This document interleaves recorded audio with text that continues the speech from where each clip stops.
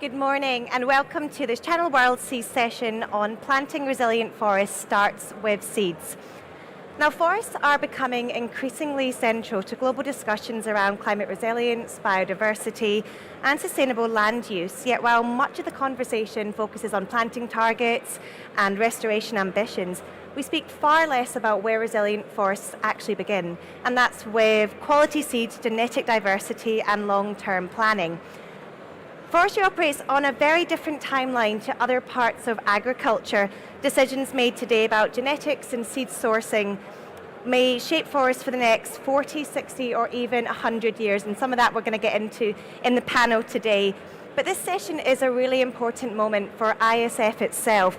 The Trees and Shrub Working Group has existed for more than 60 years, but this is one of the first times that this conversation has been brought much wider into the Congress. And I'm absolutely delighted to be joined by 4 panelists bringing perspectives from industry, research, policy and implementation. And I'll go around the panel. First we have Remko Boevé, who is the chair of the ISF Trees and Shrubs Working Group, TAS, and he's representing Sheffield Seeds Company and Patagonia Plants. Next to him we have Johanna Gårdebrink, vice chair also of TAS and representing Sveaskog in Sweden. Next to Johanna we have Arthur Santosh Atavar, who many of you will know as the president of ISF and managing director of Indo-American Hybrid Seeds. And joining us online, welcome, we have Anna Maria Farsagaglu from the European Forest Genetic Resources Programme, otherwise known as EUFORGEN. But Arthur, I'm going to come to you first. This is the first time that forestry has been brought so prominently into the Congress conversation. Why now are we elevating this conversation? Thank you, Claire, and hello everyone. Yeah, the main reason would be that first of all, they've been around as a committee for about 60 years. And I think trees and shrubs and forests are very important for us. Everyone knows it.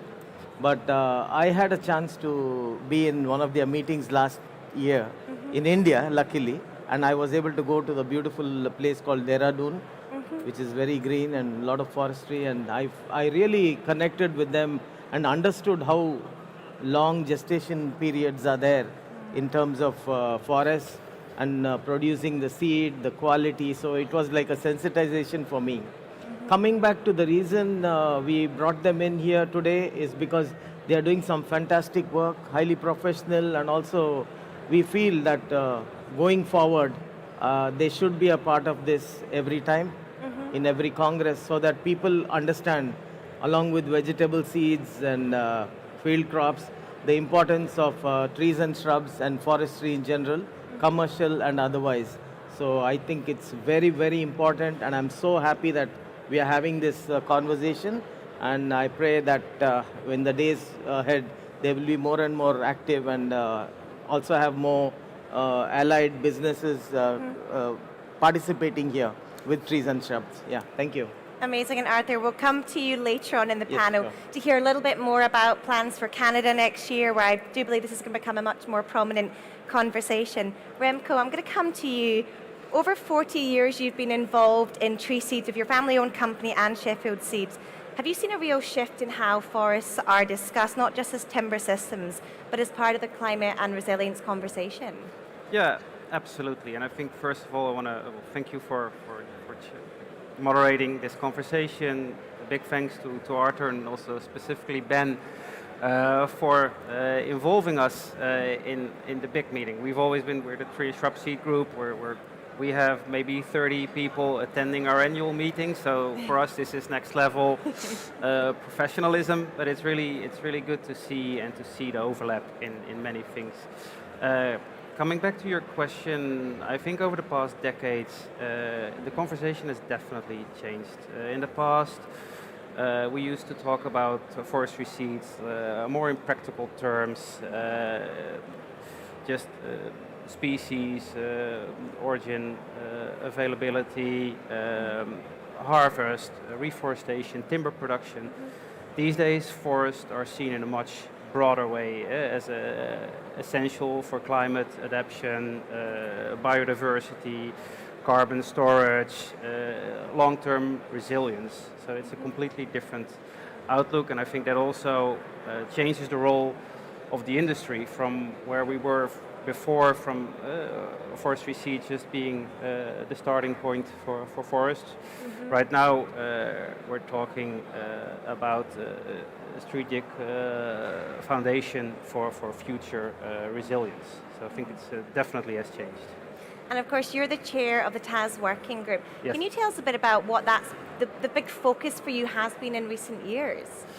Well, as for us, the Tree and Shrub Seed Group, we represent many different companies, organizations, and countries involved in tree and shrub seeds. And as the big ISF does as well, we represent the industry as a whole, as we believe that a strong, well-organized organized seed trade benefits all of us. But over the past few years, we've been very focused on practical, science-based regulations for international trade, with a focus on quality seeds, resilience, diversity, and yeah, that's been something that we've been discussing a lot. Amazing. And Johanna, of course, you are the vice chair of TAS, but I'm going to come to you first about a bit about your Scandinavian perspective. Are you already seeing climate change influencing how forests are managed and planted? Yeah, we do. And also thank you for bringing us along to this Congress. It's been, it would be super fun. And looking forward to discussing with other parts of the seed sectors. Looking at Scandinavia, me coming from Sweden, almost covered by 70% of forests. Wow. Yeah. We are having a crop that is taking a long time to manage, and it will bring us value. So now with the climate change that we are seeing, it's affecting on how we are actually doing our forest management systems. Okay. We are looking at better site adaptations so that we can plant the right tree species at the right place. But in order to do that, we also need to bring more diversity into the forest management systems. So we need to look at other tree species.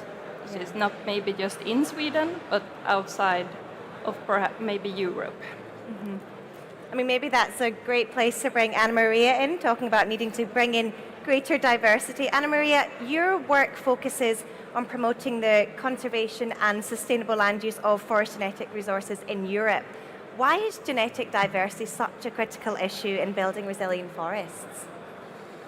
Yeah, thank you. First, I would like to thank you for inviting me here, especially Ben, and apologies for not being able to be there with all of you. So coming back to your question, when we talk about biodiversity, we often refer just to ecosystems or just the species. But here we are neglecting genetic diversity, which is actually the hidden layer of biodiversity. And genetic diversity is very critical because it provides forests with the capacity to adapt and respond to changing conditions. So as we all know, forests are facing increasing pressures from climate change, from pests, from diseases and other extreme events.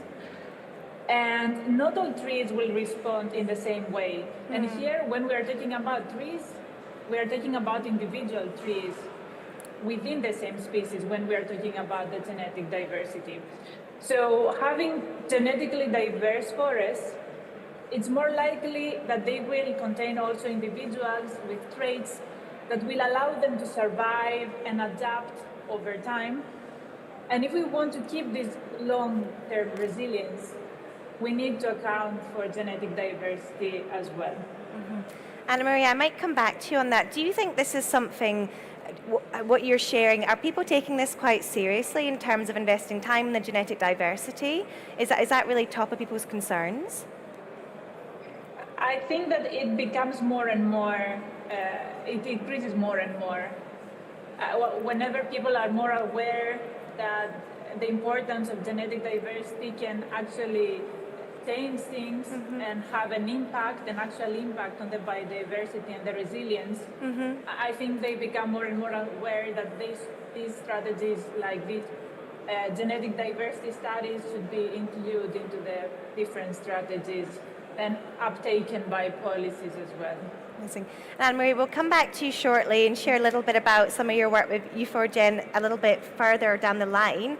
Johanna, I'll come back to you. During our briefing discussions, you mentioned it can take 20 years for a forestry seed orchard to become productive. I mean, I mentioned at the start, these conversations are much further down the line where we see the impact of this. Can you explain just how long-term forestry planning really is, for those that maybe aren't aware of that? Yeah, so first of all, in Sweden, we have this, the breeding system is, the tree breeding programs are governed by the state. And then we, as industry, we can gain that genetic material and establish seed orchards. Okay. So for a seed orchard that we establish today, we could have the first seeds after 20 years maybe. And those seedlings will be planted into the forest. Yeah. And they will be as most productive 60, 80 years from now. So planning for a seed orchard is crucial that we get the genetics right. I guess that's my follow-up. If we get it wrong, how are you, planning for this, knowing that we're not going to see the results for 40, 60, 80 years? Maybe that's a question to both of you, and what's kind of going into that background to eliminate that? Well, I think Johanna has more the technical details of that, but I think you can imagine if you're planning for something that needs to provide timber production in 60, 80 years from now, you don't know how the climate models are going to run. There are scientists who are working on these climate models, but it is extremely difficult to plan that far ahead, and I think that's also maybe not always understood that well, that it's as thorough as the researchers are, I think it's still very hard to plan. So but if you set up a whole program and it doesn't work, or it doesn't grow, or it dies, or it's a massive impact. So it's not that easy. Yeah. And Johanna, with your team in Sweden, how are you sort of mitigating about this? Can only plan for the uncertainty now. Yeah. Earlier, it was more stable, but we can't really depend that the climate will be stable anymore. And therefore, we need to look at the genetics. We need to broaden the diversity for every tree species that we are working with, but also looking at getting more tree species into our forest.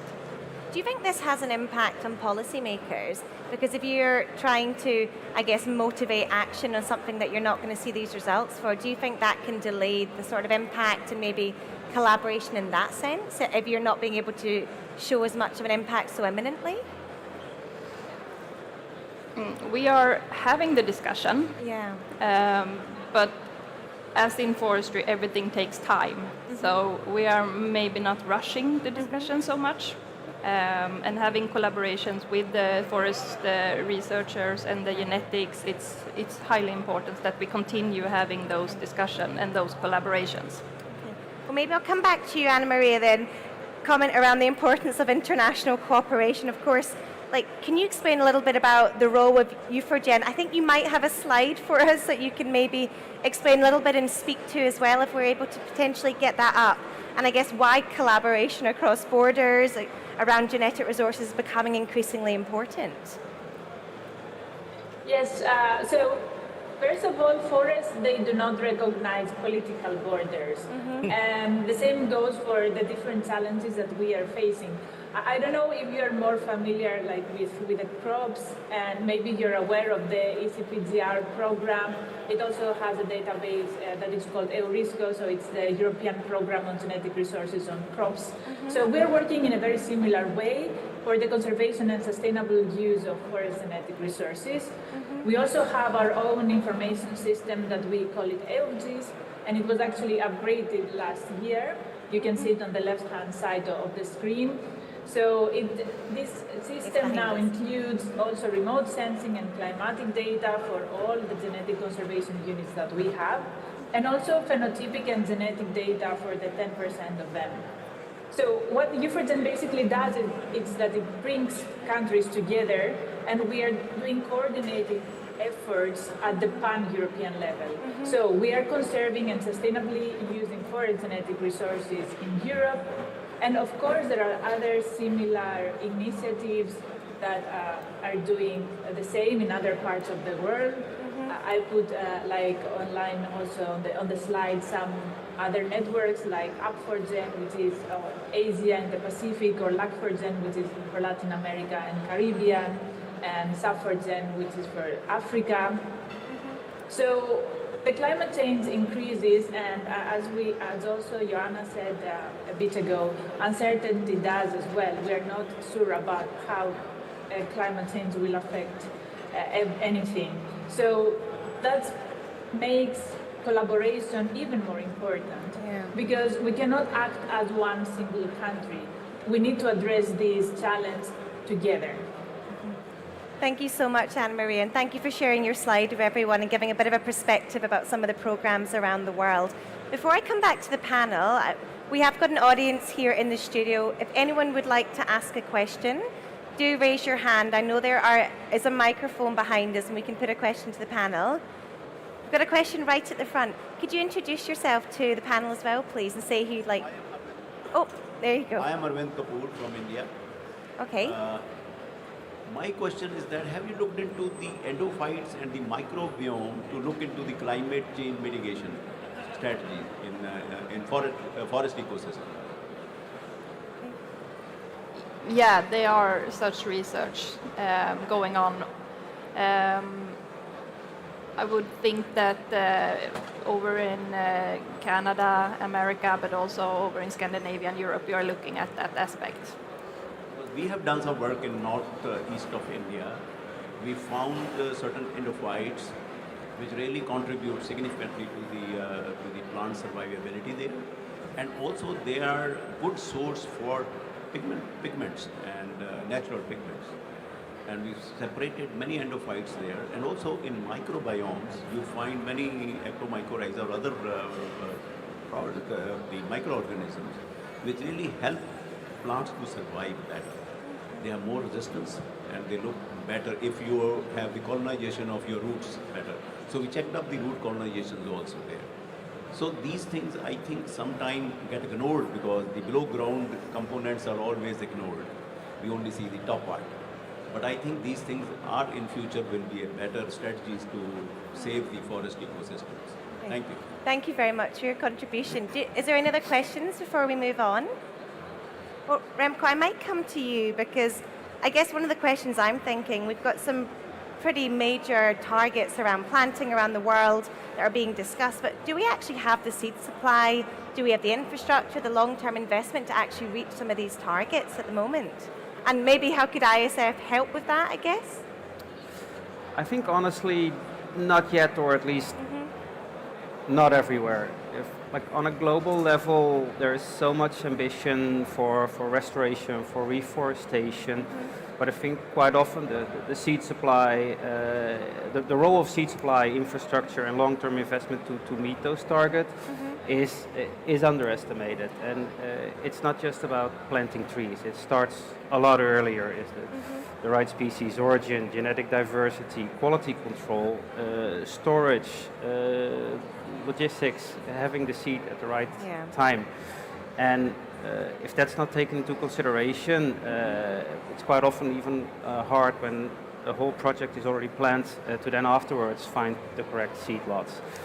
And I think, circling back to your question, okay, how can ISF help us? I think, and we are part of that as well as a group, to help us be more visible in these discussions. And so, and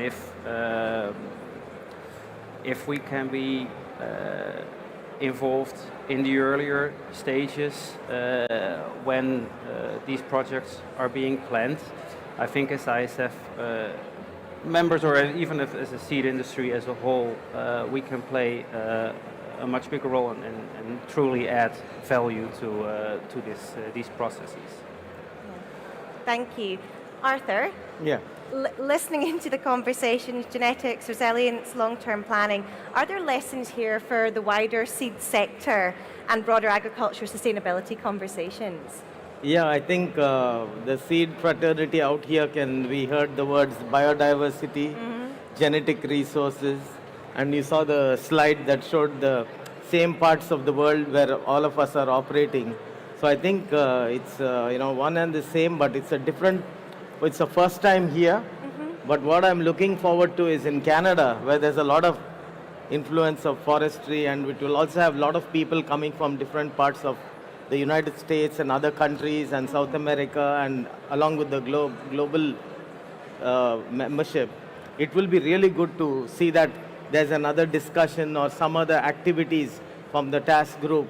So Ben is here, and I request that this continues, because it's very interesting. Even especially with regard to biodiversity and the impact it has, whether it's urban forestry, whether it's timber, whether it's regular ecosystems, which forests are very much important. So in every aspect, it's a part of our life. And we need to internalize that so we understand the importance. And I think today we've taken the first step in that direction. And I really want to thank Ben and Remko and the whole team for making this happen and participating. And I hope thank everyone for coming here as well. So I think it'll have a long-lasting impact, and this is definitely the first but not the last such activity. Yeah.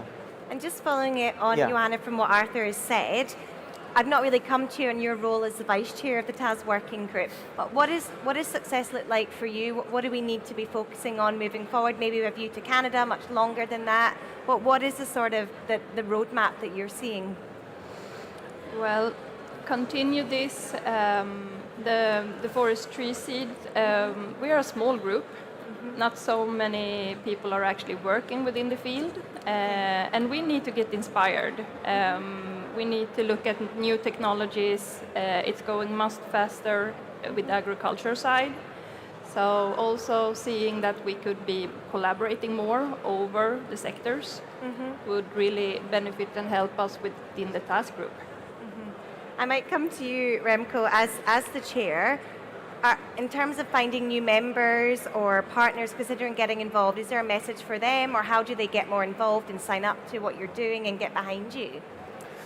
I think this is something we've as a group been talking about for many years already, is finding new members, but I think it starts with being able to provide an added value, because for a member it should add value. Like if you look at the Congress here, you guys have trading floors here where for a lot of people the predominant reason is trading. This was the case with our group probably 20, 30 years ago when there was still an Iron Curtain, when the Chinese were not allowed to leave the country, so you would have really truly value here.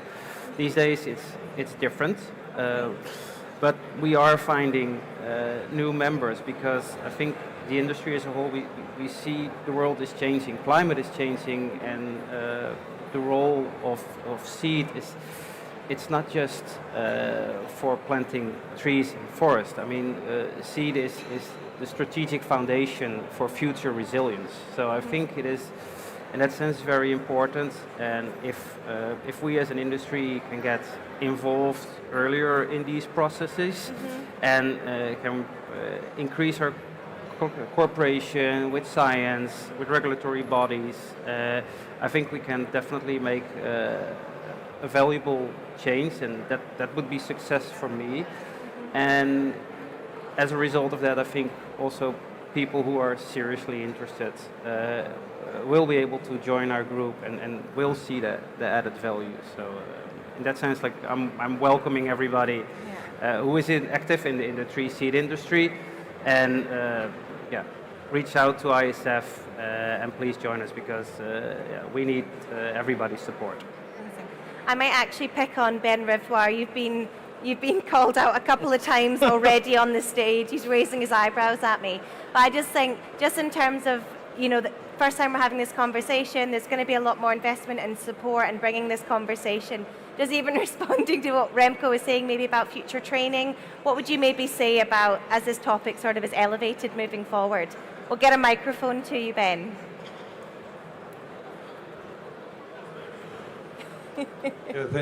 Thank you, and good morning, everyone. I think, first of all, it's good to indeed create the first kind of touching point of bringing the forest discussion back into the ISF regular World Seed Congress. Because at the end, it's a collaborative effort also in terms of what we want to achieve together. And I think the tree and shrub seed industry has a role to play when it comes to climate action and reforestation program and action like that. We have a very active group with indeed about 20 different countries represented, 30 people. So that's the key people that are dealing really with the tree seed industry, both from the private sector but also from the public sector. I think our role is really also to showcase that, and we had the president coming also to our last annual meeting, and it was also a recognition because it goes beyond more the agricultural just production, and it's also a matter of land use, because if we want to really be serious about climate action and impact, that's also how we should have a sustainable use of the land, both for food and feed production, but also for forest. And I think having here Remko and Johanna as a chair and vice chair of the Trees and Shrub group is already a first step. Indeed, looking ahead at Canada next year being a very important country, the third country, I think, in terms of forest surface in the world. I think that will be good to continue the discussion. Yeah. And in between, we're going to have our annual meeting in Spain this year, next to Santiago de Compostela in September. So that will be already a first step. And then we can indeed organize seed talk webinars to also explain. Because the discussion is there around seed world in general, access to innovation, labor forces, youth engagement into them, are also the same in the tree seed industry. So we should really collaborate on this one, and that's where it's great also to have partners like ISTA, like Forgin, like OECD, that also have some specific working groups on the same topics around trees and shrubs, and we will foster this collaboration to really together be a bit more visible, be a bit more active, and be a bit more impactful for the industry, but at the end also for the planet. Thank you so much, Ben. Anna Maria, I might come to you. We're just in our last couple of minutes, but just you're listening into, everyone's had a bit of an opportunity to talk about what their asks are moving forward. What about yourself, the important work that you're doing? What would be your ask, whether that's policymakers, industry leaders, the wider seed sector to support the work you're doing? Yeah, I wouldn't frame it as like just one specific ask, but as all the others have already said, it's like a long-term support, and we need to have this coordination. Because when we are conserving the forest genetic resources, we're actually doing a long-term investment. We may not see the benefits right now, but we probably will see them decades later. And when it comes to policy, we need to create frameworks. We need to recognize the importance of genetic diversity in restoration and the different forest strategies. And that's why, as Ben mentioned, like we try to have this collaboration with other initiatives like ISF, OECD, with whom we are preparing some policy briefs as well, and also with FAO and the Commission on the Genetic Resources. And then when it comes to industry and the seed sectors, we need to strengthen these links between the conservation, the research, and the seed supply systems. All in all, we need to bring science, policy, and practice together, or in other words, we need to connect this knowledge with the action. So we should work together towards these resilient forests, and we need to make sure that the forest genetic resources that we are conserving today, they will become available in the future generations. And otherwise, once we will lose it, we will lose it forever. Anna Maria, thank you so much. And just very quickly, Arthur, I'm going to come to you just to finish as the ISF president. We've mentioned Canada a few times, the legacy of this conversation. What's your wish, and how would you like to see this? What would you like to see us discussing next time we all meet? Yeah, the next time we are looking for the next step of this conversation, and also hopefully with our communications director also was present here. The comms team can really promote what happened today, and that should set the stage. And regarding content, I think Remko and Johanna and the colleagues can come together and develop some good context and have a panel as well as something exciting through a booth or something where people get aware, because we have all different forms of businesses present here which are allied and part of the greater seed industry, forestry, vegetables, flowers, agronomic crops and everything.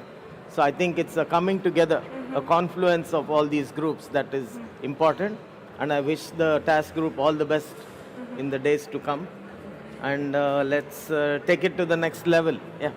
Amazing. Well, thank you so much. It's great to have had this conversation today. you, Claire. Like we said, it's the first time this has happened at the Congress. It's going to be a bigger focus in Canada, which I think is it the third largest forestry area in the world? So it's going to be a really prominent conversation, and we have it there next year. Collaboration, quality seeds, genetic diversity. There's so much that's come through from all your conversations today, really refocusing this conversation in a really positive way. But thank you to our wonderful panel here in the studio, Anna Maria online, and to everyone watching online and in the studio. Thank you for your time. Yes, thank you very much. Thanks. Thanks. Hope you can